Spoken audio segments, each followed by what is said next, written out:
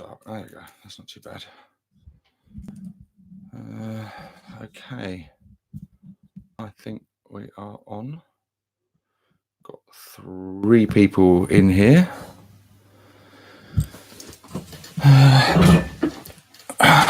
As usual, trying to get this all set. I'm always running behind schedule.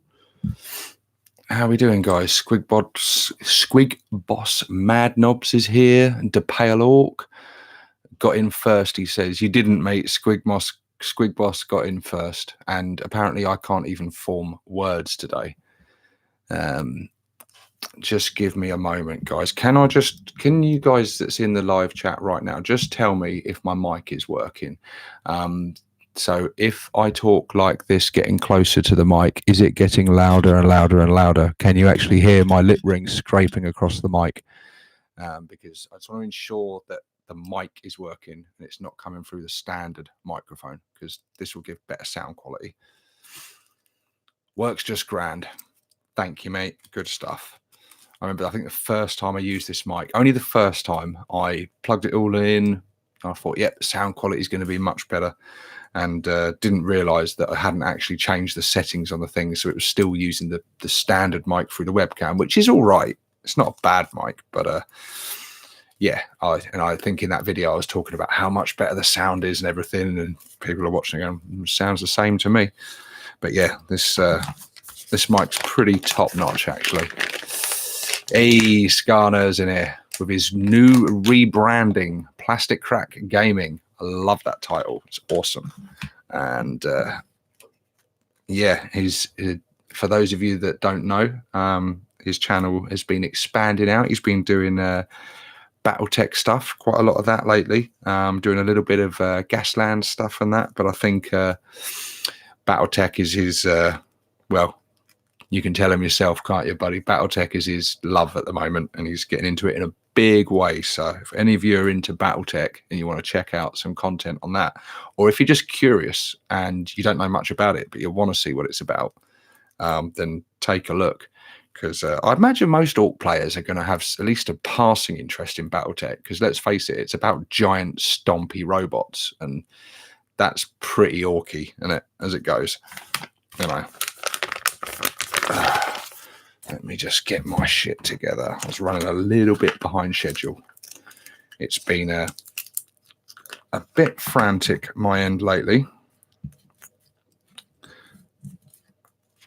And, well, yeah. So like I've just sort of thrown on the title, this is fairly unplanned.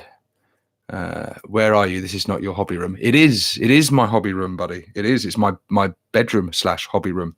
But over Christmas and New Year, and still in the process, we are having a big old change round in the house. I've been out in the garden doing some extensive work in the garden. It's a big sort of project going on, and we've been sort of freshening up the house and gutting it out of all the crap that you've built up over the years, and just freshening up all the rooms and everything. And what you're seeing there is new wardrobes, 2 new wardrobes, which we replaced the old wardrobe and got these in because the old wardrobe was knackered. That picture you can see on the wall over there was painted many years ago by my great uncle, who was an artist, and I used to have it above my computer here where you can't see. And it sort of just inspired me to sort of be creative and stuff, because he was a really good artist. And I've always liked that picture. And he gave me that years ago. Well, it's been passed down through the family. I think it was my dad's originally, but he gave it to me. And it's come everywhere I've gone, and I just like it. And it's sort of, I find it's got a very Lord of the Rings vibe about it. It's very cool. But yeah, so that went up there. So we've had a bit of a move around everywhere, really. The hobby desk I'm still in the same location. It's just the stuff around me has changed. And in a moment, once I've had this cigarette, I'll show you guys some other cool bits around the desk, if I can manage to move the camera around. Who else we got in here at the moment? Casey Mad, hey fellas, and Ivan Landry. I was going to say laundry then.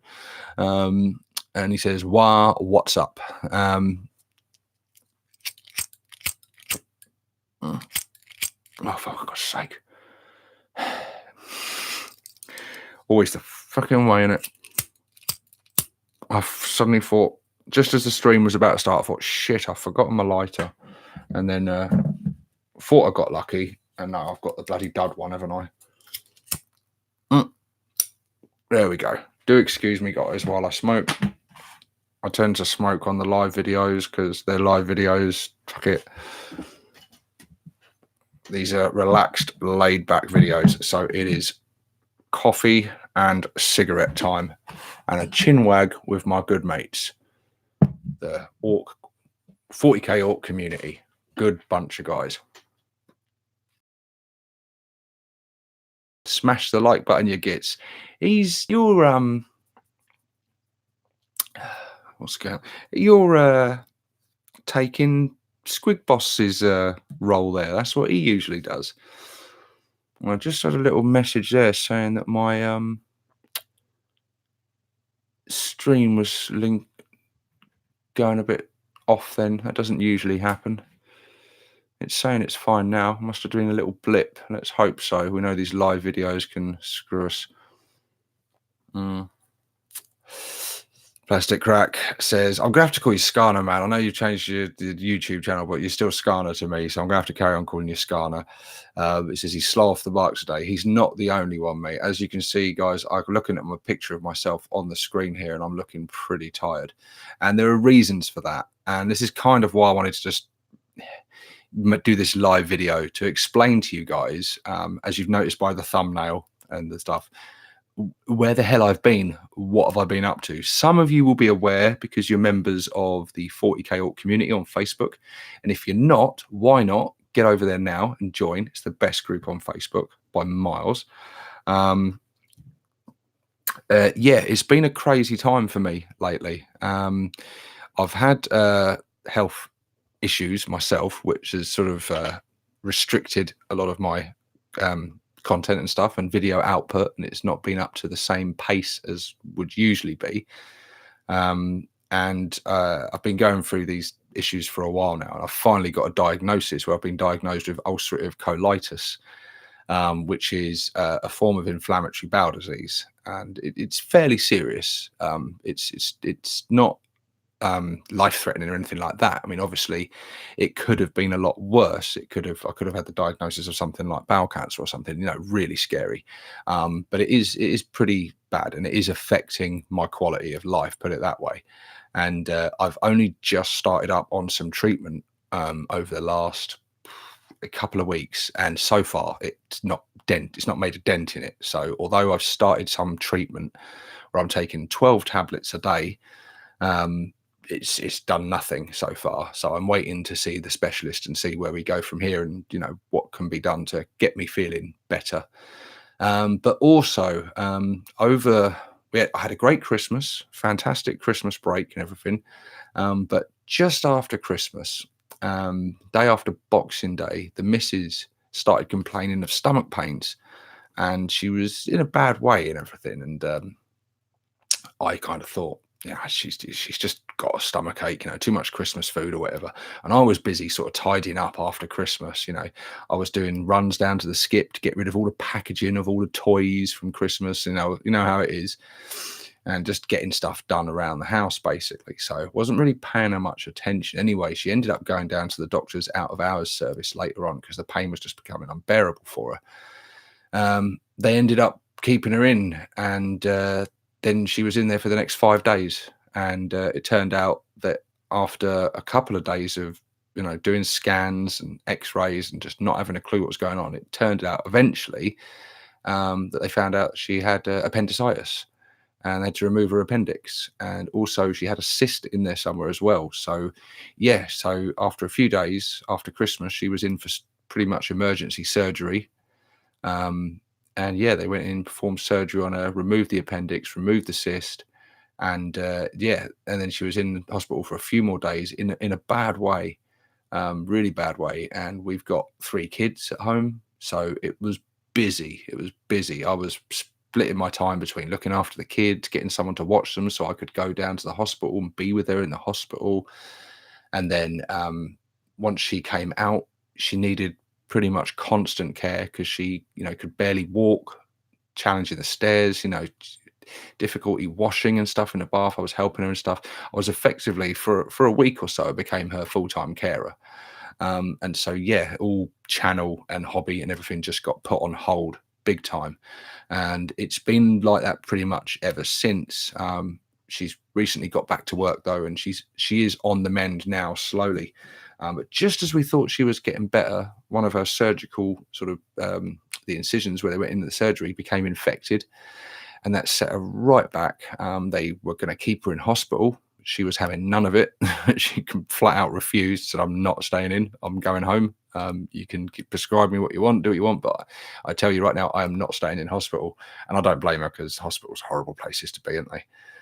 So yeah, that's been my what's been going on my end basically, and that's why you haven't seen any videos from me or any content.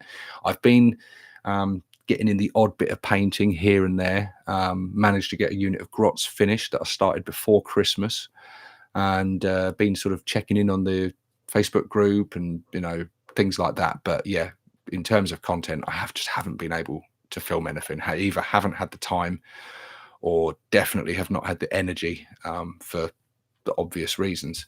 But yes, she's slowly on the mend now. She's still not 100%. It's going to be a long time before she's 100%.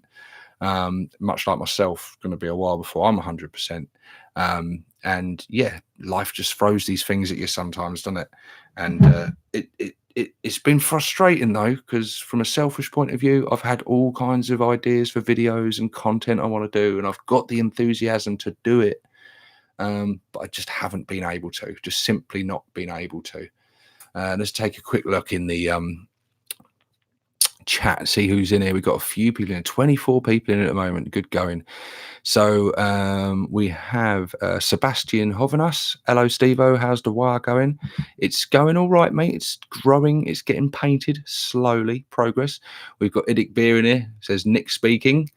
Castizo Donkey Kong says, "Damn." I'm guessing in response to my update. Squig Boss Mad Knobs just says off. I think he might have just maybe fallen asleep on the keyboard. Mad Knob says, "Wow, now you got me sad. Best of luck, man." Don't be sad, mate. She's on the mend. Things are okay. Things could be worse. Other people got it a lot worse. Eric Brown says, hello there, buddy. Sticks is here. Corey Ray just joined in, trying to catch up at 1.4 times speed. So to you, I sound like a chipmunk right now. Is that right? People find my voice annoying at the best of times, let alone speed it up like that. Sound like Alvin and the Chipmunks. Orc Stuff says, "Hope you wrote them all." Martin Lynn, I feel you. I had really hard 5 years. The hobby is my relief, not my job. Yeah, very true. And same. It's my sort of escape from life. Hello from New Zealand, mate. Down Under Gamer. Hello, buddy. Hans Gruber says, "All right, Steve-O. Donkey Kong, give her my best, bro." Donkey Kong, I will. She's a big fan of your games. Metalhead Tribe, get better, y'all. And Age of Slanesh, 6+ Steve-O. How is the Battle Wagon coming on? Which one? Because I've got two in the works at the moment. I have a standard GW Battle Wagon, which has been close to being finished, built for a long time now. I got it for my birthday back in October. And yeah, so there's that one. But I've also got another one from a different company, which I'm going to hopefully show off on the channel very soon. So I don't really want to say too much about that one.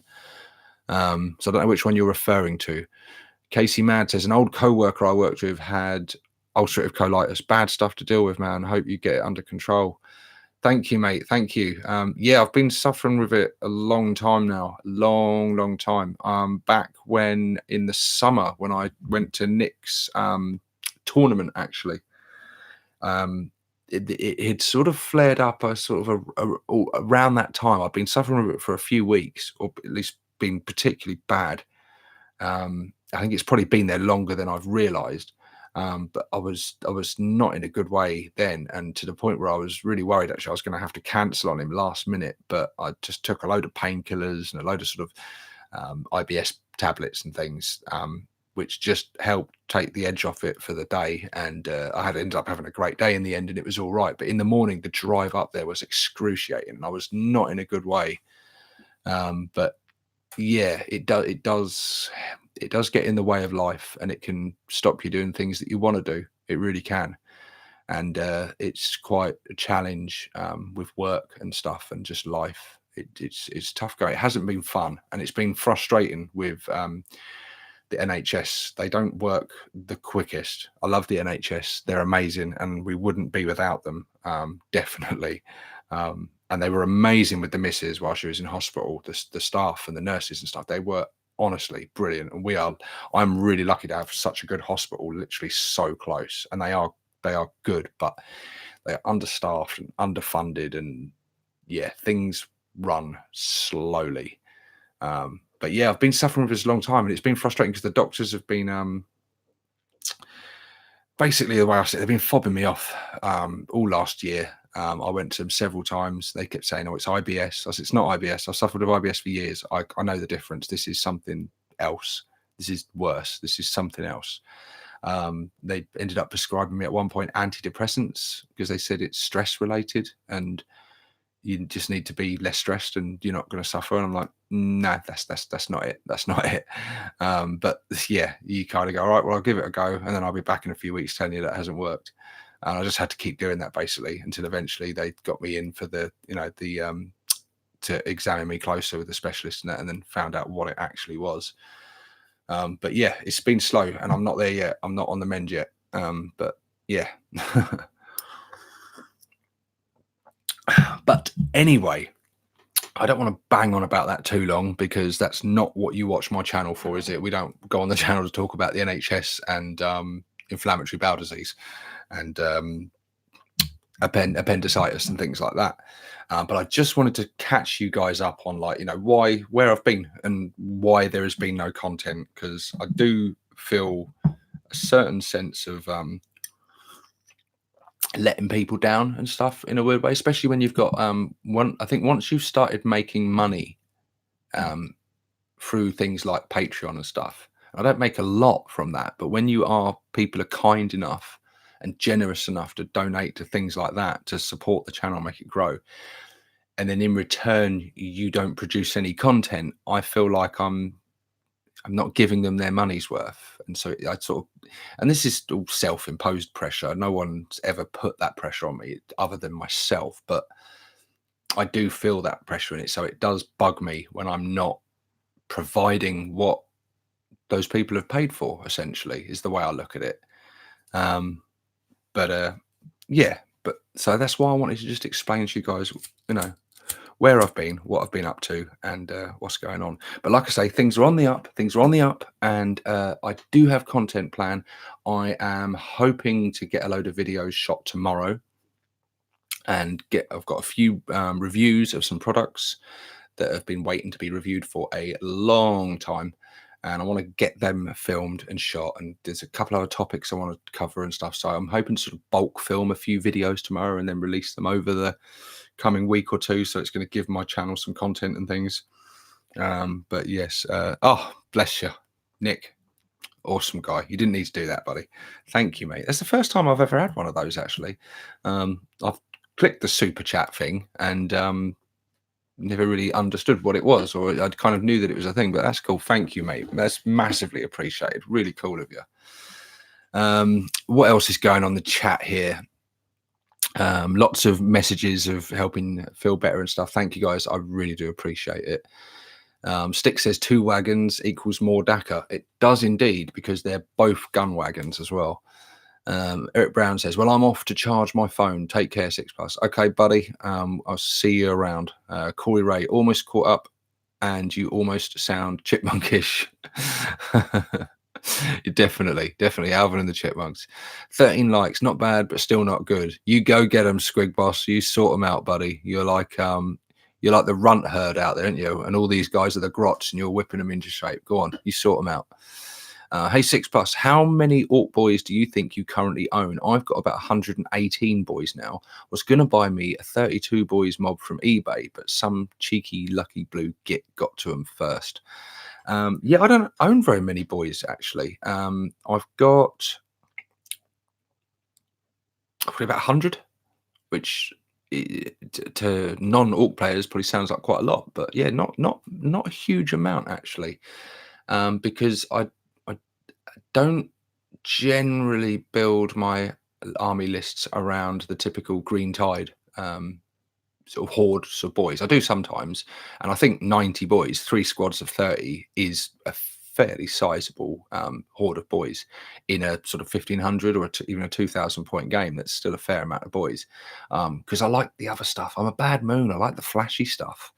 I do like the boys, but I like to have the points to spend on cans and death dreads and gorkanauts and tank busters and mega knobs and all that fancy stuff. So yeah, I don't have a huge amount of boys, and I don't actually have sort of one of everything. I don't have everything in the codex currently. Because I've been sort of building multiples of stuff and getting so I've got 25 tank busters, for example. A lot of my boys got converted into tank busters. I've got 6 killer cannons, 3 death dreads. I've got a couple of battle wagons now in the process of things. I've got loads of stuff half built and that. I've got probably more unbuilt than I've got built, and I've certainly got more unpainted than I've got painted. But that is progressing nicely. I've got just here, like I said, I've got a unit of grots that I've just finished painting. And I've got this dude, one of my war bosses, which I started painting ages ago, like a long time ago, like good maybe 2 years ago. Started painting him up and got to a certain stage and I was like, I'm not happy with it. And I hadn't set on my color scheme yet. I hadn't picked the colors and the way I was doing stuff yet. So he just sort of stayed like he was. And I also tried for the first time painting over a gray undercoat rather than a black undercoat. And I know loads of people swear by it when you're painting like light colors and stuff, paint over white or gray. I just can't do it. I'm not very good with adapting to change. I know Scarno will pick me up on this because he's a big lover of like learning new tricks and adapting stuff all the time. But I'm one of these people that I do stick with what I know. And I've always enjoyed painting over a black undercoat because I can't get my head round when you paint. I paint start dark and build the layers up to light. So I'll undercoat black, I'll paint, leaving the recesses black in sort of, the cracks and the folds of skin and etc. So that's already given the darkness there, and then I'll paint the base coat on, and then I'll wash it, and then I'll highlight it up and edge highlight, and so I build the layers up from dark to bright, and that's how I've always done it. To do it any opposite way around, I can't. I just can't get used to it. I get lost and I get frustrated with it. But I'm going to stick with what I've done so far. I'm just going to basically sort of go over it again and tidy him up and neaten him up and just, I've got a good portion of him done there in terms of the base coat. So I just need to work on a bit. He's a little bit of a conversion. He's a combination of the 2 old war bosses, the 2 old metal ones. He's got parts from one and parts from another. So he's got a combi scorcher and head whopper's kill chopper there. He's got the attack swig on the back from the knobs kit. And yeah, he's a minor kit bash war boss, but I do like him. And so yeah, I've just based him last night as well, got some sand on there and that, so I'm going to crack on with him next, because what I've been doing with the painting is I've been trying to work with like a reward system, and it might have been Nick actually that sort of suggested this on one of his videos, I think. I paint a unit, so like for example my unit of grots, I paint them, and that's very production line. That's it feels like a chore sometimes doing a unit, 'cause you're painting the same color on like 10 models one after the other, and then you're going back to the first one doing the next thing. And so then after doing unit, which feels like a bit of a slog, it's nice to go to a character. So what was it I did last time? Last time I did my 4 mech guns, and that was a bit of a big task, painting 4 mech guns all at once with all the crew and everything. So after doing them, I painted my big mech, and that was so fun because I find painting like a single miniature, a character, it feels more fun and less of a chore. And so you enjoy doing that. So that's how I've done it now. I'll do a unit or like a big vehicle or whatever, and then I reward myself by painting a single character. So yeah, he's next up on the painting block. I'm going to get him done, and then straight after him, I've got him sitting there undercoated and based ready, 15 tank busters ready to go. So that is going to be a slog of a unit, painting 15 dudes all at once. Painting 10 grots at once was bad enough because I am insanely slow at painting. But I've been chatting away again here. Let's have a look. I want to interact with you guys. Blimey, I've got a bit of catching up to do. Stick says, how dare you call me a grot? Well, if the hat fits, man, hat fits, shoe fits. Forgive me, I'm tired. Idic says, hey, I am a Necron, no grot here. You're a tinhead, a filthy tinhead. Remember, we were created to destroy you fuckers. More like a squig hound, says Orc Stuff. Metal boys, that will go nice on my pointy stick. That's what else we got here. Big Mac Dan Skull's in the room. He's back, he said. And I imagine if this was a Big Mac Dan Skull video, I'd be singing right now because Dan Skull, he loves a good singer-song on his videos. And he's got a good voice, actually. Very good.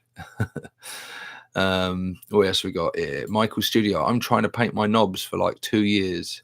Stick at it, buddy. Stick at it. It can feel like a slog sometimes, but the payoff is always worth it. No matter how much of a slog it's been, it's always worth it. The Pale Orc, I have 100 knobs, 90 Gretchen, and about 160 boys. You need more wah. I don't. I've got to disagree with you, Pale Orc. I don't, at least not yet. I don't need more. I need to paint more. I don't need to buy more or build more. Right now, I need to be strict with myself. I really do. For too long, I was building, I was converting, I was collecting and buying and playing. The thing I wasn't doing was painting, and that was pushed to the side for too long. And I need to remain focused on that. And that needs to be my priority goal at the moment, is to paint. Got me one of those War Boss models now myself, and I love him. Yeah, I love both the old metal War Knobs, actually. They're War Knobs, War Bosses. I love them. They're awesome. They're very cool. And yeah, I had to go on eBay. He got a sort of salvage, actually. I bought both of them, and they were both painted, so I had to strip them down, rip them to pieces, and rebuild them because I wanted parts from one and parts from the other to combine into this dude. But yeah, I love them, and I do like metal models. I don't like working with them, but once they're done, I like the feel of picking up a heavy metal model. It just feels more substantial and more special. Nick says, what you have painted looks awesome though, mate. Thank you, mate. That's high praise indeed from yourself, who I respect a lot as a painter, actually, because you do some incredible stuff. Yeah, I'm really, really pleased with it. These are what I've painted is as good as I can do. I'm not painting these to just get them done to a tabletop standard.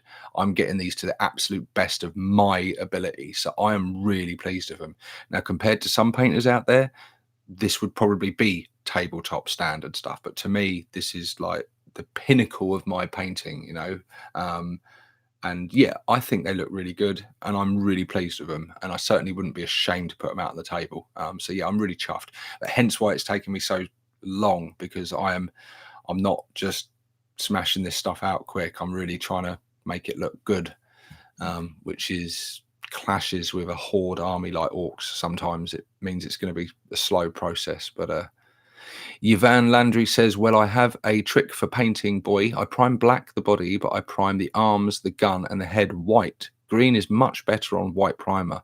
By the way, I am Mackin on your Facebook group. Hey, Mac. Awesome to see you in the group. And yeah, if it works for you, buddy, that's good. It wouldn't work for me personally. I kind of, again, Nick gave me this idea because I know he occasionally paints orcs. He's painted an orc for me before, and what he does and what I now do is over a black spray, you dry brush the bolt gun metal, or for me it's gun metal, army painter's version of that, over virtually the whole miniature. So you're dry brushing them all metal. So that means all the metallic parts are done. So the guns and, you know, the wristbands and etc., bullets and stuff. But also things like green and yellow and stuff paint over that metal a lot nicer, a lot better. And yeah, I found that's quite good because I don't like leaving the guns and things till later, because generally with metallics I tend to dry brush, and dry brush is messy, it's hard to control. And if you painted everything else up really nice around that, and then you've got to do the gun to then dry brush over that really carefully without getting it on the wrist, is almost impossible to do sometimes. So that was a game changer for me actually, and that helped me just go, rah, this is the system I'm going to use, and this is how. It's probably not the ideal system for some people, but you find what works for you, and for me, that's what works for me. Sebastian says 100 knobs. That was in response to an earlier comment from DePaylork. Yeah, 100 knobs. That's a lot. That's a lot. I've got a fair few. I've got uh, 7 mega knobs, and then I've got at least 20 standard knobs. At least, probably a lot more, because I've got loads on the sprue that are still not built. But again, with the knob kit, I don't tend to build knobs with them. I tend to use them a lot of the time to make big mechs and other conversions and stuff.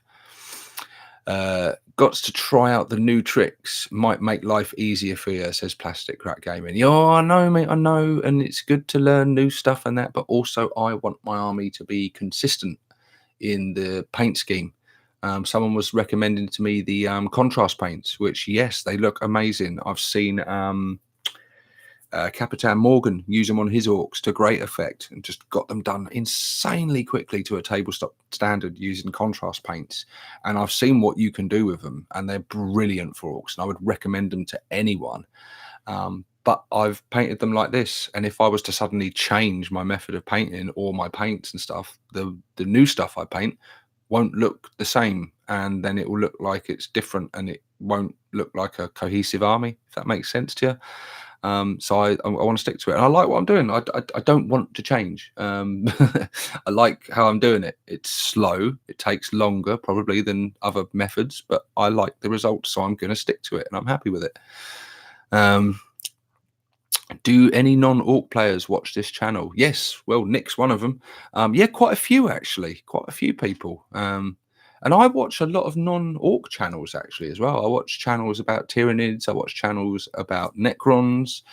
And I watch just a lot of channels about general 40k that cover orcs. Because although I'm orcs, I have an interest in a lot of other factions and just the lore in general. I've always been into 40k. Long before I was into until I'd focused in on orcs. I played other factions and stuff. So I watched like lots of lore videos about the Primarchs and the different legions and stuff. I've got interest in all of it. Some factions more than others. There are some factions that sort of bore me a bit and I'm not that interested in. But yeah, I like all sorts. And Nick says, yeah, me. And yeah, a lot of other people are saying, so yeah, we've got a few non-orc players in here, guys. Blimey, I am missing a lot of chat here, aren't I? I've got to scroll right down. Can't keep up with it today. Plastic Crack says, Big Mac Dan Skull, you don't want to hear me sing either. No, I believe that actually, Scar. I don't know why. I just got the feeling that you wouldn't be a good singer. El Kooky says, ever considered using freebooters with your shooty army? I have, and I'm going to very soon, because currently I am not playing Bad Moons. I'm having games for fun with friends, and I've been trying to each game use a different clan and make a different list, and just to experiment and just have some fun with it. So far, I've played Goths and I've played Evil Sons, and I've got to say, having played Evil Sons, they are so good. So good, so powerful. The speed from Evil Sons is brilliant, and the just the opportunities and tactics and things it opens up, really good. Goths I didn't do so well with, but I was against Tau, and I think I didn't use the best sort of things against the army I was facing. So I think I can see the potential with Goths when used correctly with the right list and the right situation. But yeah, certainly Evil Sons were very cool, and I'm very impressed with them actually. They're really good. El Cookie says, just prime the grots black and keep them as black grots. It saves you a lot of time. Yeah, you could. Wouldn't that just be unpainted though? You could say, well, they're just black orcs. Yeah, I'm not sure that would work. Hans Gruber says, paint how you want, mate. If you're having fun and enjoying yourself, it's the important thing. Yeah, of course. The thing is, when you talk about your painting or you show your painting and things, and you talk about your methods and stuff, people are everyone's full of advice, and that's amazing. And think all the different Facebook groups, like the unification group and the orc community group, and loads of others besides, you share your recently painted stuff or whatever you've done to show it off and get some criticisms and feedback and praise and stuff. And people are always there. They say, "Oh, you should do this, and you should do that, and add this, and add a bit of edge highlight, and that will really bring it out better and stuff." And that's great. And most of the time, the advice they're giving you is not wrong. It's usually right. It's usually good advice, but it doesn't necessarily mean you should follow it. Because if you followed every single piece of painting advice you were given, you would be painting every single miniature to Golden Demon standards, and that's just not achievable by 99.9% of the population. It's just not. When I put my Met guns up, I had a couple of people, one or two people. Most of the comments were very positive, but there was one or two comments. Oh, you really need to do some more edge highlighting on there and stuff. And I thought, look, I've been working on them for a long time, and I'm pleased with how they are. I could, of course, I could stop and add even more detail. I could take it to the next level even further. But at some point, you got to go. It's done. And I think that's the mark of sometimes an artist will tell you, you need to know when to stop and say it's done, because you're going to constantly be chasing perfection and you probably never attain it. And you have to at some point draw the line and go, it's done, move on, next project. You've got to do that. And so, yeah, it's you listen to the advice and take the advice and learn from other people and watch stuff and get tips and things. But also, yeah, sometimes you've got to be stubborn and stick with what you know, stick with what you're comfortable with. And I think if I was painting like lots of kill teams to play kill teams, I was playing different factions and different kill teams. Totally, like Skana says, I would try a different brand of paints. I would try and write. I'm going to try all these with contrast paints, or I'm going to try Vallejo, or I'm going to try undercoating in white and using the zenithal highlighting system and things like that. And that'd be great, because they're all different little armies you've got. That's fine. But I'm painting one big army, and I want it to look unified on the table, and I don't want one unit of grots to look kind of stick prove and stuff.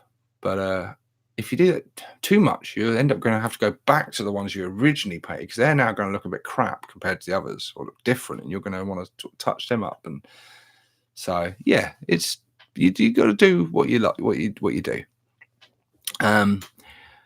And Sebastian Harris says, right, Stevo, Saga of the Beast. Thank you, mate. You've got me on point. What are we in now? We're in nearly 40 minutes. I put it in the title and we haven't even discussed it. So, yeah, basically, I don't really have any info for anyone other than what everyone else has read, all the rumors and stuff that's going around. And by this stage, I probably would have covered a couple of rumor videos myself. You know what I'm like. But I haven't been able to. But I've been watching with great interest and reading with great interest, and I'm seeing all sorts of rumors coming out. And yeah, I'm just kind of wondering what you guys are thinking, really. Once you say it on film, it's there, it's logged in. So I'm going to say it now, and you guys can hold me accountable. I'm going to say it right now. I think we're going to get a fairly substantial release. I really do this time. I've got a feeling about this. I'm almost scared to say it. I don't think GW are going to let us down this time. I'm fucking laughing even as I'm saying it, but I really do believe that. I'm laughing because I know what some people's reactions are going to be to that statement. When will I learn? But yeah, I think the rumor is of the a starter set, a boxed starter set of Space Wolves versus Orcs, which I think is likely. I really do. I think it's likely. and I think we could end up with something good in this. I really do. And or regardless of that, I think there's so much potential. We've had what they call it on Warhammer Community, the rumor pictures, the rumor mill pictures. I can't remember what they're called now, that they do all the time on the community. But I did a video on it showing the sort of, it looks like an orc foot stood on some sort of box of shells or rockets or something. It's unmistakably orky, although some people thought it was ogres, but I don't think it was. And yeah, I think I don't think it was Gaz, as I sort of hinted at the video. Sort of, could this be Gaz? I don't think it is. I think it's something else, but I do still think we're going to get a Gaz. I think. Hans Gruber says you're a funny guy, Steve. Yeah, I really do think we're getting Gazgul now. I think that it's the time now. It is the time. And it makes sense logically with it being a big campaign and then releasing a big character like Gaz very late in the campaign as well, building up to this. And we've had some fairly substantial releases for some of the other factions in terms of like characters or units and stuff. And most factions have had a new miniature of some sort, and everyone's obviously getting new stratagems and rules and stuff, which is cool. But yeah, I've got a good feeling there's a lot of stuff that's due for updates, like Death Copters, for example. Another rumor that's doing the rounds is that we could be getting a new Commandos kit, or a Tank Busters kit, or a Commandos / Tank Busters kit, which would make a lot of sense. Maybe the rumor was the getting a new Big Mech with KFF, because he is back in the rules now. He's not in Legends. That caused a big stir when that happened. Everyone was expecting him to appear in Legends and not be allowed in tournaments and stuff. He is now tournament legal, even though he's an index unit. He's got rules and points and stuff. So there's and why would they do that? Why would they? I don't think that was just an answer to the backlash of people kicking off about it. I think that was setting the groundwork for it. At least I hope it was. Weird Boy is another one. It makes sense, being the psychic awakening. This whole thing is about the increase of psychic powers and stuff going on. So again, it would make sense if we had a new Weird Boy. So there's all sorts of possibilities. Do I think we're going to get everything I've just mentioned? No, I don't. I don't think we would, because that would be like a massive orc launch, and I don't think you generally get stuff like that for campaign releases. I think you essentially get sort of key characters and maybe a unit. I think we will get one character and maybe a unit or another character, something. I think we'll get something. I hope so anyway. So let's go there. You'll be destroyed by the Silent King, LOL. To which Idic Beer says, is Steve-O brave enough to face my 2020 Necron list? Of course I am. I'm an orc. Whether it's brave enough or foolish enough, I don't know. But yes, I'll run headlong into your Tesla fire any day. Because it will have a good scrap. And so regardless of who wins, I always win, because I'm an orc. So I've got a fight. So I've won. So yes, you can bring your 2020 list, Nick, and I will run headlong blindly into it and get sent home with another spanking, I'm sure. Casey Mann says, I don't want to hype myself up again just to get let down. And I know, I think a lot of people are feeling like that. And look, I'm probably doing it right now, and you've all got it here, so I'm sure you can remind me of this video when this happens. I can almost see memes being made and this video being played back at me. You can see it now, can't you? There'll be just like some shit release. It'll be some mono pose, I don't know, some crap. And I'll be making rant videos about it, and someone will say, "Do you remember saying this?" And they'll play this clip of me going, "I think it's going to be Gaz. It's going to be this. It's going to be really good. Trust me, guys. GW ain't going to let us down." Skarner says, "Idic Beer, you're just asking to be looted." Damn straight he is. Speaking of which, I've been looking at some of the Necron stuff. I mean, I've already looked. This is a work in progress, but look, I've already done a bit of looting here, Nick. Look, this, as you see, it's work in progress. But yes, my big track, which has lots of work to do on it, but he's got the big super cannon made from the Necron gun. So I've already done a bit of looting in terms of Necrons, but yes, I want to loot loads of faction stuff. I'm always looking at other faction stuff for looting, but it's all on hold because, like I say, I've got to paint. But yeah, so what do you guys think we will get with this Saga of the Beast? Sebastian says the boss for Evil Sons is Wazdaka Gutsmech. Yeah, it's possible we get him. So someone was saying as well about Archimedes. It's another possibility. I'm questioning over that boot. I had so many things that made sense to me. Someone said on there that they think it's the boot of a Deathcopter pilot. And as soon as they said it, I thought that makes a lot of sense actually, because it's got a fur-lined boot, which a lot of the orcs that fly the jets and the Deathcopters have the fur jackets and the fur boots and stuff. That made a lot of sense. And where his foot was on top of what looked like some kind of contraption of rockets or something, that could have been some sort of base part of the Deathcopter itself. It could be. And if the rumors are true that we are getting a Space Wolves versus Orcs thing, and then I think we would get more than just one character. I think we would get like a unit or something in there.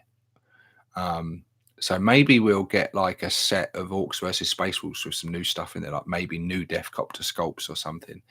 And then I think Gaz would, if they do release Gaz, if that happens, I think they would release him separately because he will sell by the bucket load. He's the Orcs version of Abaddon, the Despoiler, isn't he? He's going to sell by the truckload and be a big monumental release for them. And I don't think they'll include him in like a box. I think he'll be a solo thing that we will pay through the nose for, and we will, we will. He's probably likely to cost, I think he's likely to cost sort of 30-35 quid and be sort of silly money, but we'll pay it, let's be honest, because it's Gaz. I'm hopeful that it will be Gaz, says the Pale Orc, a new character, Weird Boy, and a unit kit of something, likely Tank Busters or Commandos. With the Tank Busters or Commandos, I think it makes perfect sense that would be a multi-part kit like the Looters Burners kit, sort of done in a similar way to that, because they've got a lot of similarities. Commandos carry a lot of packs with them where they're off stealthy, working behind enemy lines and that, so they've got the packs and the accessories and stuff with them. And Tank Busters themselves are carrying a lot of explosives and stuff and things with them. So I think the two kits would have a lot of similarities.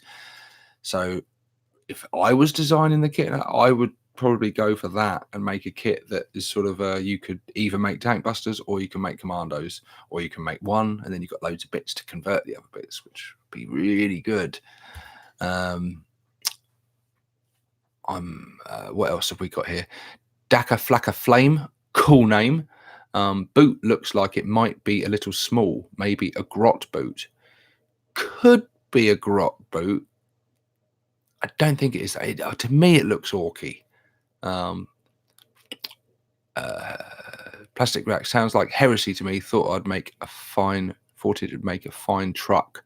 I didn't see the first part of that conversation. Forge World did an Archimedes yonks ago, says someone. Velgarn says, Ryan, no models because from the time when you had rules and were allowed to kit bash your character. Yes, good old times, man. Good times. When I looked for a codex and I saw rules for something that didn't have a miniature, it immediately made me want to make that miniature because I knew not many people would have it. And it gives you a chance to convert and create your own thing, and I love that. I think it's a shame GW don't do that anymore. What else have we got here? Velgar says January is Ritual of the Git, February is the Greater Git, and March Saga of the Beast. I like that. I like that. Very nice. Idic Beer says I've already started making the memes. I don't doubt you have. I don't doubt you have. Well, hopefully you won't get to use them because I'll be proven right. And you'll be fighting Skarner for it, mate, because he'll be reminding me. And Skarner loves a good "I told you so." He really does, and he gets to say it quite regular as well. Because he is right quite often. Can't believe I just said that. I just admitted that live on air. Belgarn, if they publish one per month, people kit bashed Wazducker. Yes, they did. They did. Yep. Sebastian Hovener, 6+ Stevo. I think we'll get a battle box set of orcs versus the much dreaded Primaris Space Wolves. Yes, I agree. Like we got with the Elder versus Drukhari box for Psychic Awakening. Yes, I agree. Very similar to the old Stormclaw box, I think it was, which was where we first got old Face Ripper, I think. And that was a cool set actually. You got a nice set in that. What did you get in that? You had Gruck Face Ripper, a set of knobs, a set of killer cans, and some grots. And that was cool. That combined with a start collecting set made like a really cool starting force actually.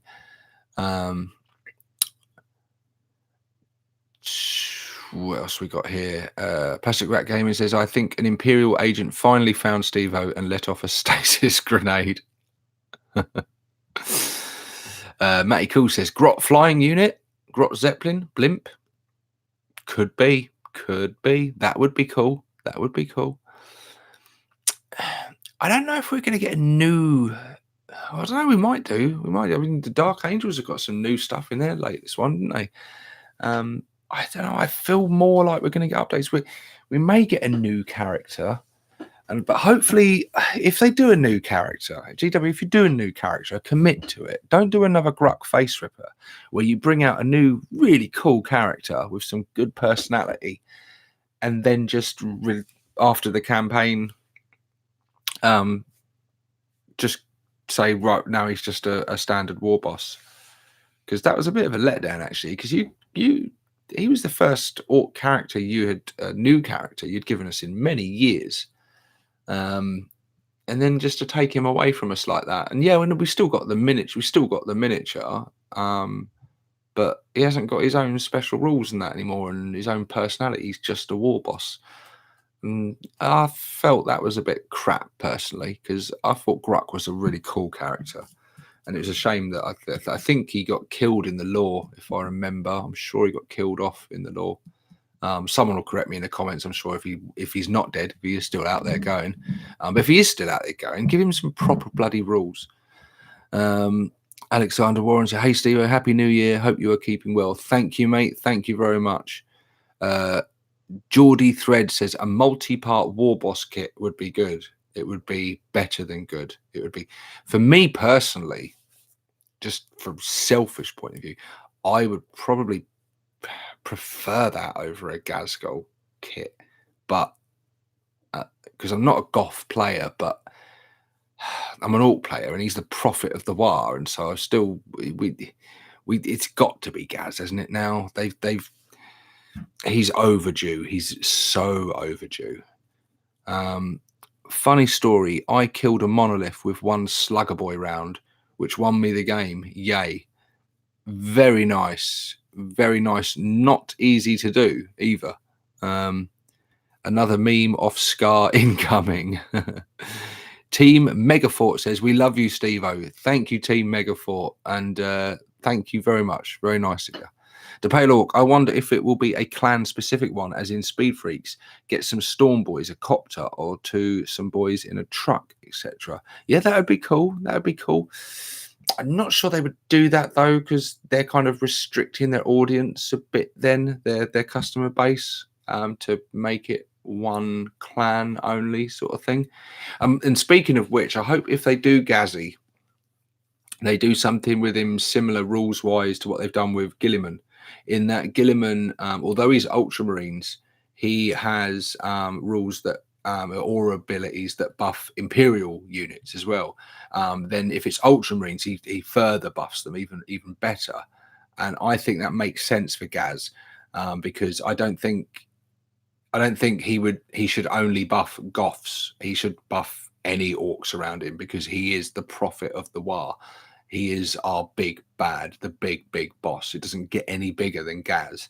And so I think if they're going to update his miniature and update his rules, he needs proper good aura buffs that when the orcs are around Gaz, they're fired up into an absolute frenzy and they're virtually fearless and just so pumped that that's what they need to do for Gaz.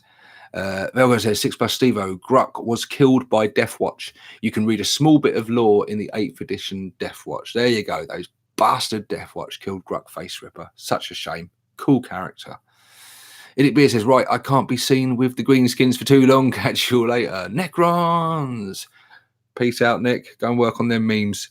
Plastic Crack Gaming says, yeah, they killed him off in one of the Marine codexes. Less than impressed. Yeah.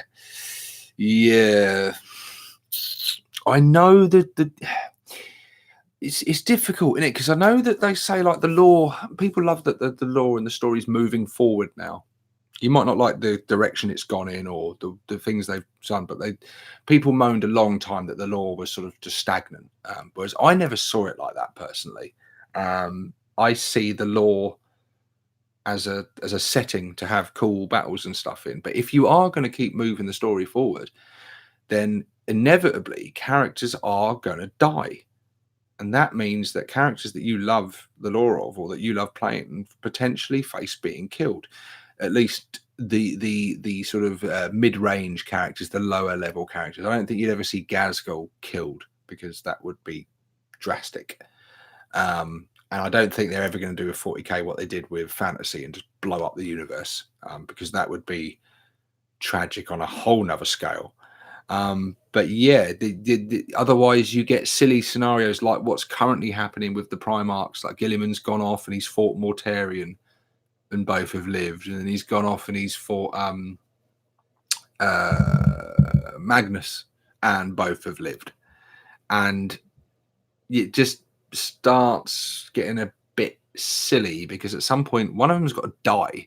You can't just keep having these epic battles and then it's a draw, no one wins, and it's like, meh. Would that happen though? It starts becoming a bit silly then. So I think they've got to be careful with keep pushing the story forward too much. Inevitably characters are going to die, and that's obviously what happened with Gruck. And I know he was never a major character, but he was a cool character that I think a lot of people liked, and he had a good backstory and personality and stuff. He was cool. Let's get this. But yeah, orcs need more characters, man. We're just running out of characters rapidly. Each codex that comes out, they're culling off characters and just they're still alive. Things like we know Nazdreg's still alive. His war is still going on, but we've got no miniature for him. We've got no rules for him, which is a shame because he's a very cool character he stands out. He's got his own different traits. Like he's got very sort of almost un-orky qualities, in that he's got a massive sort of slave trade going on, and he worked out how to get good work out of Umi slaves. In that not only he doesn't just beat them and brutalize them, work them to death. He actually does like a sort of almost like a reward system and things, and gets them working for some sort of benefits, and he dangles the carrot to get good work out of him sometimes and not just beats him with the stick. And he's allied himself with Gazgul at times and things and that as well. And yeah, he's just an interesting character. You've got Wazdak, a Gutsmech, who is just insanely cool, and would be a must for any sort of Evil Sons player. There's just so many cool characters that have gone, and you've got other factions and things. Like you look in the Necron Codex, they've got a fuck ton of characters when they redid the Necrons, and they sort of changed the whole lore of them, they suddenly got like in one hit got like 6 or 7 named characters. I think that was a sort of a knee-jerk reaction almost to people saying, "Oh, Necrons have got no personality and they need characters or something to give them some personality." And then, boy, they deliver. They just went, right, they want characters, we'll give them fucking shit tons of characters. But for an army such as Orcs, which is so full of character, that they keep culling them off and just sort of not updating them and leaving them in the past is a shame, because I think a lot of us would probably buy any new character that he brought out, and we'd probably have all of them and collect them all, because they've all got such rich history and lore and backstories, and they all represent different facets of like all cultures and clans and stuff. And yeah, Velgar 6+ Eva. Don't forget Calgar facing Failbadon, and he was heavily injured, but both are alive again. Yeah, because they're both such big named characters that they wouldn't dare kill one of them off. Gruck Face Ripper, because he was lower down on the rung. Yeah, like people like this Lazarus, I think they've just released for the Dark Angels.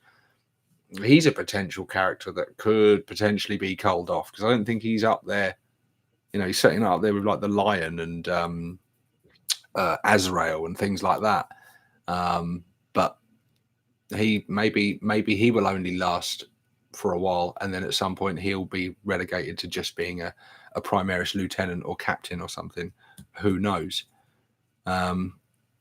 Meanwhile, Celestine can be super murdered by Abaddon anytime because she respawns. Yeah, that's lazy writing, isn't it? I don't know. I don't like the whole coming back from the dead repeatedly thing. I think it lessens the depth, and it doesn't mean much if you can kill a character and then, oh yeah, but this happened and then they came back. You can do that a bit, and you can make it quite cool with I like what's the Emperor's Children's character, who every time you kill him, he comes back and you end up being absorbed into his armor. Lucius the Eternal. I think his story of that is quite cool, and it kind of makes sense. But yeah, they do it. There's a fair few characters that do that, isn't there? You've got the Salamanders, Primarch as well, who's a perpetual and stuff. There's a few characters that killing them doesn't do it. Team Megafort says, wait for the lads on Tours War, led by the newly resurrected Roboty Gitty Man. You've heard it here first. Orc stuff. Naz is basically just like the Imperium. That is heresy. What is that? Don't come in here saying that. Naz is basically just like the Imperium. Them be fighting words, man. Navani, back now. Immortal Sting. It's funny you say that. I'm a Dark Angels player, and Lazarus was meant to be just a generic master. So I have a feeling we'll be Gruck face ripped, which really pisses me off. Yeah, it's possible. I guess it might sort of be decided by the popularity of said character. If he becomes popular enough, then maybe not. And he'll be your only named Primaris character currently. So that would give him a bit of longevity, I think. How did you feel about getting him, buddy? Because I know that Reroll Joe, who's my regular opponent, Dark Angels player, he was a bit underwhelmed by having him. I think he was hoping that one of his beloved characters, existing characters, would be upgraded to Primaris level, or that he was just hoping he'd get the Lion, to be honest. But that was unlikely to happen, at least yet. Primaris Git, not true Space Marines, only Dakar, no bashing, no fun. Yep, fair play, true words. Roxy Derivator, grucked off. That's a new term now, is it? If a character dies, they've been grucked off. They've been face ripped. Donkey Kong says, I want Blood Axe mercenaries fighting in the Indomitus Crusade alongside the Imperial Guard, but I know it will never happen. Daniel Deek, I just started Imperial Knight Army themed around the Ultramarines. They are called the Knights of Macragge, and they have a blue and white and bronze colour scheme. Sounds very cool, mate. Sounds really cool. Plastic Rat Gaming, Donkey Kong, that would be hilarious. proper old school lore. Yes, yeah, it would be cool to anything like that because that goes right into the Blood Axes culture and stuff, doesn't it? And allying and stuff with the Imperium and that for obviously their own gain and just to get in a good fight, be able to loot some Imperial equipment, and then once the battle's done, turn on the Imperium and batter them as well. Why not? And yeah, they're very fluffy, and yeah, that sort of stuff is very cool. That was a comment on Naz not just beating Umis to get them working for him, but also rewarding them. Okay, so it was a term of respect, was it, to Nazdreg? I hope so, because he's right here, buddy. He's right here, and he's listening to you, and he won't be impressed if you're dissing him. All right, show the greatest bad moon that ever lived some respect. Matty Cool's more likely to. Team Megafort, good night, Steve-O. Keep up the good work. Thank you, buddy. Thank you. Immortal Sting says, I honestly feel in terms of GW mistreating orcs, Dark Angels are up there for Marines. How come Blood Angels, other chapters get named characters and we were intended for a generic master? Yet, Dark Angels have had a hard time of it. I won't disagree with you there, actually. I think they've done all right, though, out of this. Psychic Awakening. I think they've got some good stuff. They've got some decent stratagems, some decent new traits and things, and they've been buffed nicely, actually. So I think it took a while and they were left behind all the other Marines, and I'm not really sure why, but I think they're a lot stronger now since this new book's come out. And they've got a lot more options and tactics and things open to them now. And with this Lazarus, actually, you can actually make him as a generic character as well, can't you? I think you've got the options in there to make him as Lazarus or just a generic Primaris thing, which I love that option with any character. I think that's great when they do that with any, that you can either make this named character or use the other parts in the box to make your own character, generic character. I think that's really cool touch with things like that. But yes, I see that he was originally just going to be a normal captain, but they had the lore written for Lazarus and stuff, and then the character, they said he looked really good, and it sort of, I think it happened sort of organically, that it just sort of came together, and they were like, well, let's make him a named character and stuff. So I see what you're saying, but I think it worked in your favor in the end because you ended up getting a new named character out of it, which is no bad thing. Daka Flame says, if there is an Orcs versus Space Wolf box, hopefully it won't sell out with the new minis being unavailable for a year. That's exactly what will happen, buddy. I guarantee you that will happen. It will sell out. You will need to pre-order it, or you will face not being able to get one, or only being able to get one at bumped up prices from scalpers. And then I imagine any new miniatures that are included in it will be timed exclusives. So they'll probably be exclusive to that box until a couple of months down the line when they will release them on their own in boxes, if at all, which isn't a guarantee. They don't always do that. So yeah, I'd start having some money put aside now if I was you, just in case. And if it doesn't happen, then you've got the money there and you can spend it on something else. But I think it would be a smart move to start saving those teeth ready for the Saga of the Beast and ready to get those pre-orders down. I've already spoken with Reroll Joe because he plays Space Wolves as well. He's got a few different Marine armies, and we've basically said, look, what we'll do is when the set comes out and it's announced, we will go 50-50 on it and split the box. So he'll take the Space Wolves, I'll take the Orcs, obviously. But I also said to him, look, if the set's really fucking good, like it's properly good shit in there, then we will buy one each and split the contents. So we will double up on it. So we're going to see what happens with it and see where it goes. So we'll either buy one and split it between us, or we'll buy two and split it between us. Because hopefully we're going to get a lot of good shit in there. What do people think of the books? These, I haven't actually looked at any of the books yet, other than looked at reviews that other YouTubers are doing on the current books that have been coming out. Is it true? I wonder if someone in the chat could tell me that with the You know how they do the codexes and they do like a special edition codex and they are an absolute waste of your money. People stop buying them. Please stop buying them. They're shit. They're a waste of money. Where basically you've got the codex for like 25 quid, or you can spend 50 quid and you get a codex with a different cover. And that's it. Or maybe like you get a coin or some bollocks with it. And it's just shit. But I've swear I see that with the latest one, or possibly all of them, you buy the Psychic Awakening books, campaign books, standard as they are. But if you buy this special edition, it's packed with more lore and stuff. And I saw someone on a channel criticizing that and saying that that's bad because, as the way they saw it, they were holding content back unless you paid more, which I get and I do see that.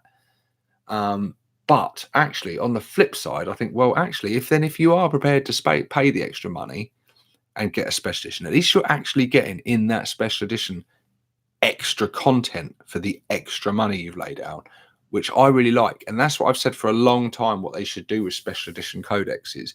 I personally would love that. And I would definitely get a special edition codex. Like if the next Orc Codex, if it came out and it was just like you get the Orc Codex, it's got a bit of lore in there and all the rules and stuff. But if you paid for the special edition, you get like the fancy cover, but also you get pages and pages of extra lore.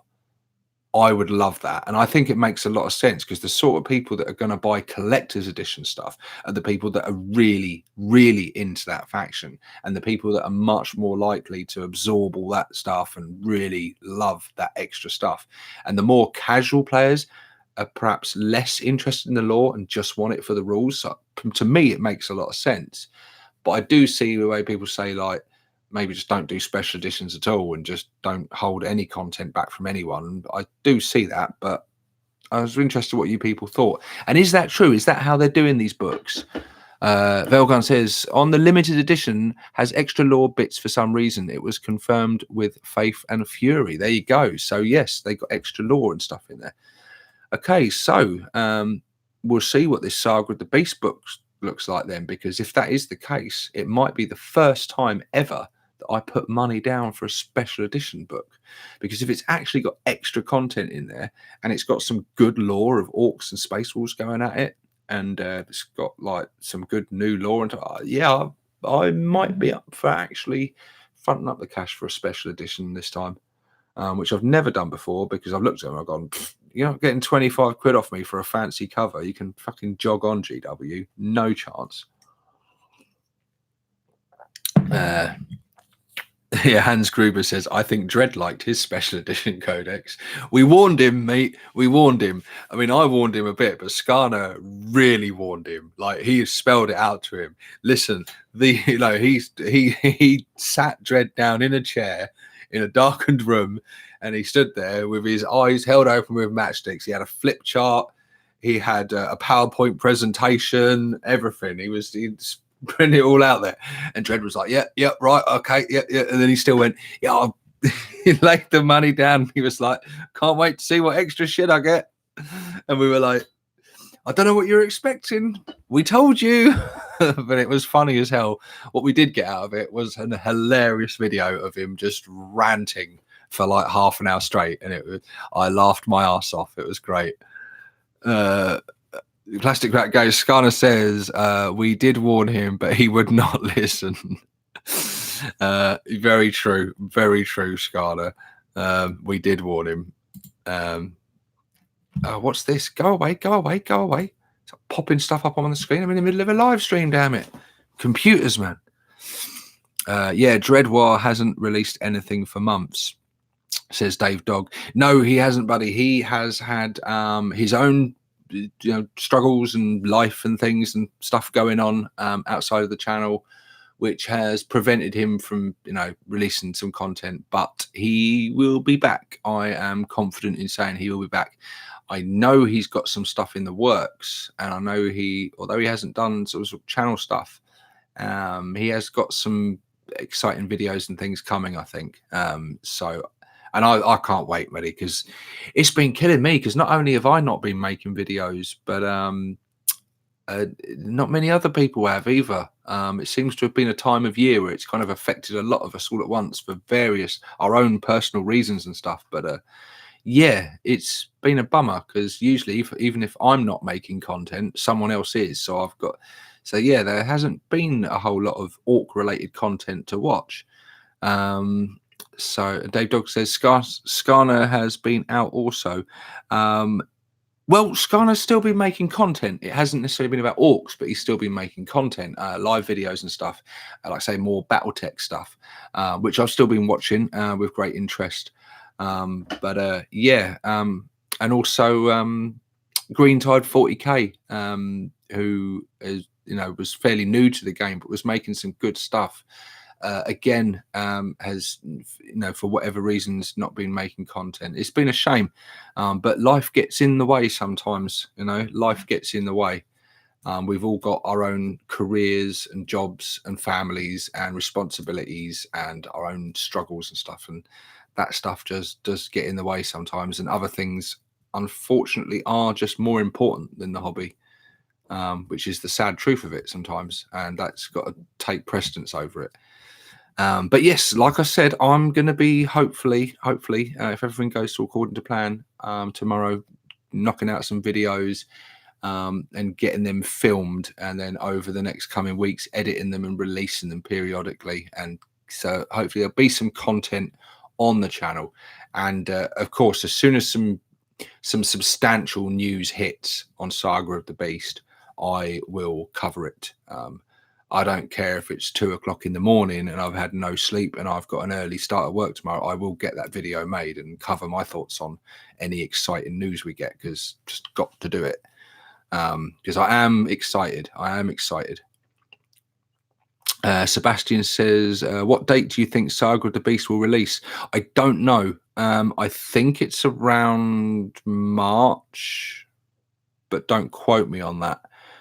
Because we've just had the recent one come out, the Faith and Fury, I think it's called, and then the next one we've got is the Greater Good, which I think is Tau, Necrons, and Death Guard, I believe. Oh no, was it Gene Stealer Cult? I can't remember. But I know it's Tau because it's for the greater good, obviously. And I know it's Death Guard. So, yeah, we've got that one coming next.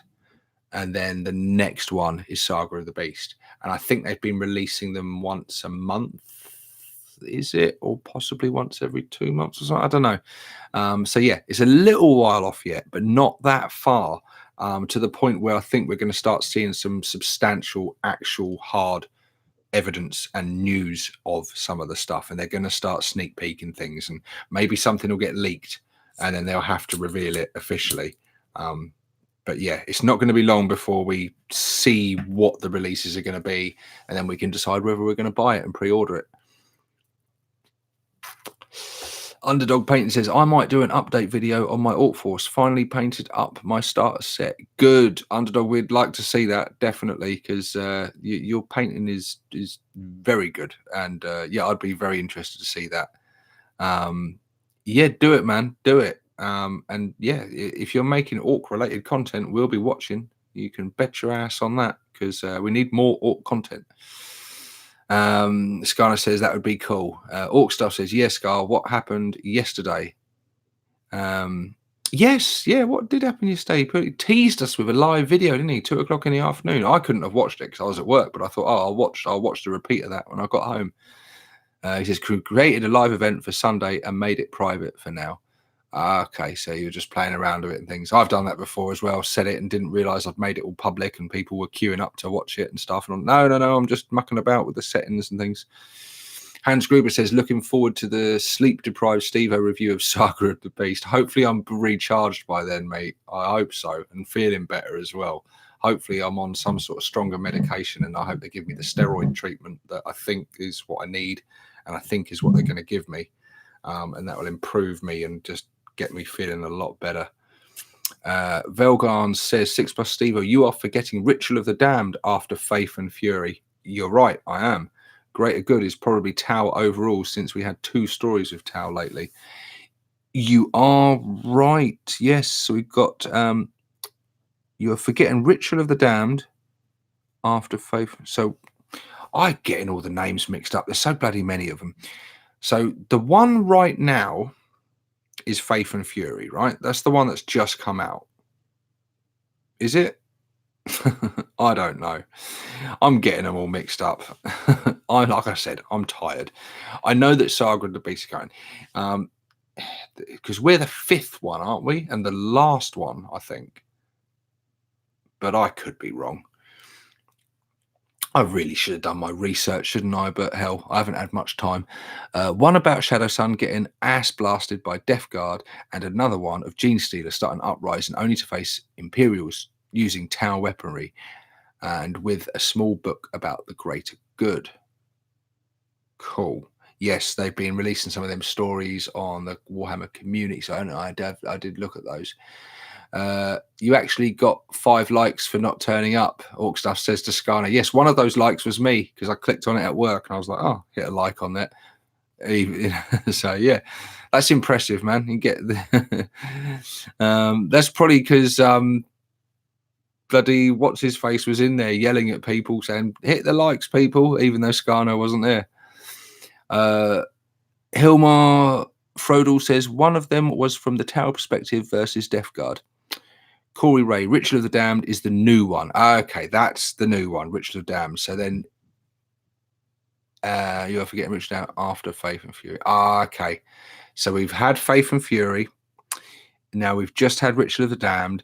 Then next is the Greater Good. And then after that is Saga of the Beast. There we go. Velgarn spelt it out for me. Thank you, buddy. You've made it idiot-proof here. Phoenix Rising, Faith and Fury, Blood of Baal, which I completely forgot about, Ritual of the Damned, The Greater Good, and the 6th one, I thought it was the 5th one, the 6th one, Saga of the Beast. So there you go. We are last in line, which I think means this campaign is going to finish with a bang and get Plastic Crack Gaming. YouTube can be a pain in the ass at times. You're damn straight. Thank you for that, Velgarn, for spelling that out for me and making that easier to do. But yes. I think I don't know. I mean, has anyone in the chat bought these books and bought the special edition ones? And is the extra stuff? Would you say it's worth it? Because I'm much more likely to get a special edition version of this Saga of the Beast book if it's got extra content in the book rather than just a fancy cover. That's going to be interesting to me, actually. It would be very interesting to get that and see, how much extra lore you get in there. I know that the last campaign book I got, Vigilus Defiant, was disappointing to say the least, and it was another Skana I told you so moment, because he said you're not going to like it, it's not good, you're not going to like it. And I thought, well, I'll get it. It's got some good rules and stuff in there, and it'd be good, read all the lore and that. And the lore was boring. It didn't hold my interest, and the extra rules in there weren't great, and you didn't really need the book for the extra rules. You could just get them quite easily without buying the book. So yeah, Velgarn says no, but I'm a freebooter and I usually read the PDFs. Unfortunately, the special edition usually can't be found around, so you have to rely on Reddit or 4chan. Yeah. And I expect the special editions are limited in number as well, and you have to pre-order them and make sure you get them. 6 plus Stevo, there's already a 7th book rumored, right? Which would also make sense from GW, because that would be typical GW, that it won't be finished with the orcs. It'll wait for the big bad and chaos to come in, and it will all end up. All this psychic awakening, we've had the Elder and the Necrons and the Orcs and Tau going at it and stuff. And we know what will happen. It's going to end up Chaos versus Imperium, isn't it? Yeah. They're never going to let anyone else take the bloody spotlight off them, are they? Daka Flacka Flame. There was the shipping container leaked info. I saw the thumbnail of some videos about this. I haven't watched anything of it yet. About this shipping container info leaked. And what does it say? Leaked info that makes it sound like there's something new called Engine War that people think is going to be another Psychic Awakening book. Could be. Could be anything though, couldn't it? Velgon, usually when a special edition drops, you can wait until someone reads it and does a summary of the extra bits. Yeah, there must be someone out there on YouTube that's done review of this and talked about the extra stuff in there and whether it's worth it. I know I saw Striking Scorpion's review of the latest book, and he was sort of, like I said, he was speaking about the quite negatively that why should you have to pay extra money to get the content, which I see his point. But you can't win at that point, can you? Either the special edition doesn't give you anything, which is shit, or the special edition does give you extra, but then the people that don't get it are missing out. So the only answer to that is don't do special editions. Just release a normal book that everyone buying it's the same content. But I don't know. I don't begrudge them doing special editions. I'm more than happy for special editions to be done and collector's editions and things. But have something substantial in it that makes that extra money you're laying down, because you pay double the price. And like what they did with the codexes and stuff is just criminal in my opinion. But if people keep buying them, they'll keep making them. People just don't make smart purchasing decisions, I don't think. But that's my opinion on that. What else we got here? Anime Otaku says, "Oh, what if Engine War is a new version of Gorka Morka?" You start a whole new set of rumors now, man. It's possible, could be. I don't think it will be though. Plastic Rate Gaming, new GW can't pull off the likes of Gorka Morka. Well, they tried with Speed Freaks, didn't they? And you know what happened with Speed Freaks? Everyone bought Speed Freak boxes, and literally no one on earth played it. What they did with the contents of that was use it to play Gorka Morka or 40k. No one plays Speed Freaks.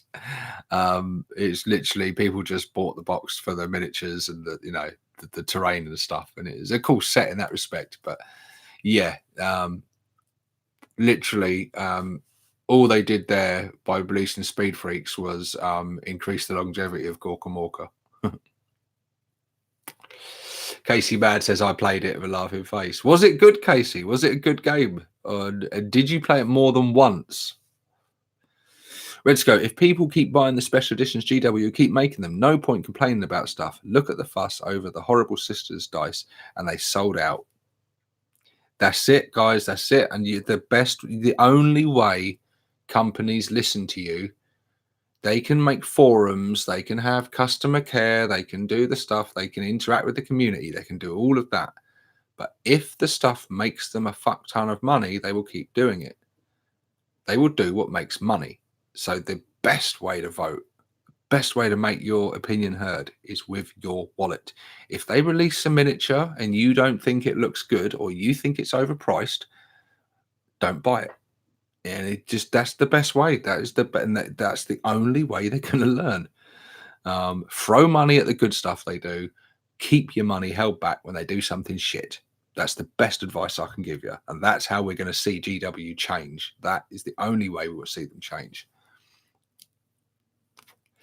Casey Bad says he really enjoyed it too. Yeah, I don't think I think the Bowl of Cans, I don't think the Speed Freaks was a bad game. I just think it's something that wasn't ever going to last. It was very, it wasn't a game that was going to be supported or anything. It's more like a board game, isn't it, really, that you can expand with adding the other buggies and stuff too. It's not like Gorka Morka, is it, which got its whole own community and game and stuff that just kept giving.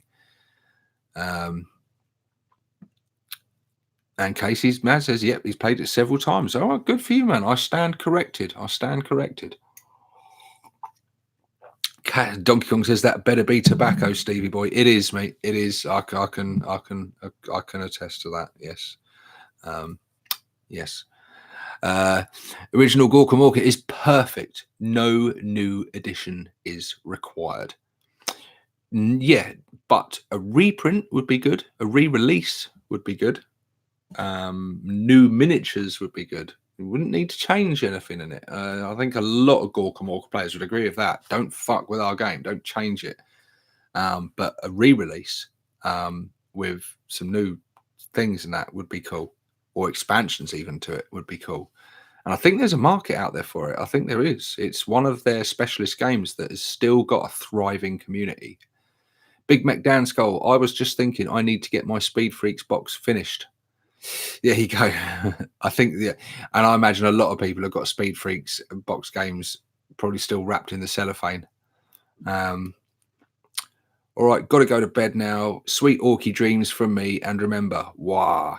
No night, Sebastian. Thank you for joining us, mate. DePaleork, hey Stevo, did you check out my terrain piece I posted to the unification group? Storage tub turned into a bunker style thing. I did. I was at work earlier today and I looked at it, and I was outside on a cigarette break looking through my phone, and I saw it and I said out loud to myself, that's fucking cool. No word of a lie, true story, because it was really cool. And we get them sort of things at work and stuff, and I was looking at it going, oh, I could have one of them and turn it into one of them, because yeah, really cool, mate. And I love stuff like that. I love when people turn scrap and junk and things like that into stuff, and it looks cool as well, because you've done a good job on it, and it doesn't look like what it started out as. It's not obvious to the untrained eye what you made it out of. It looks really cool. Hilda Frodel says it can be taken the wrong way. If nobody buys mech guns, they might stop selling them. Yeah, but mech guns are good. It's a good kit. Keep buying mech gun kits. They're good. Plastic Vet Gaming. Someone learned from Vigilus. Someone did learn from Vigilus, man. I learned the hard way. I was going to buy Flash Gits, and I bought that shitty book instead.